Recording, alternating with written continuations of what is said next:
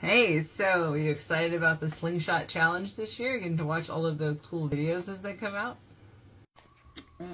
Not really. I mean, every time you watch those environmental videos, they're always just like depressing, you know?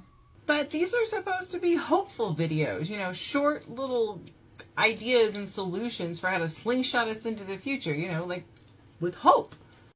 I mean, yeah, but like, how do you make something like climate change or water quality hopeful?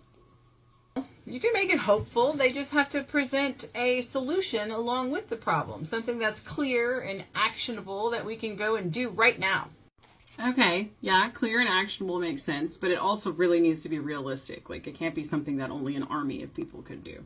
Okay, yeah, good point. And it also has to be really connected to the problem, like the solution and the problem. This is something that makes a lot of sense, right? That's a message of hope. Okay, that makes sense. Yeah, I think I do want to check those out. I could use some hope when it comes to environmental issues.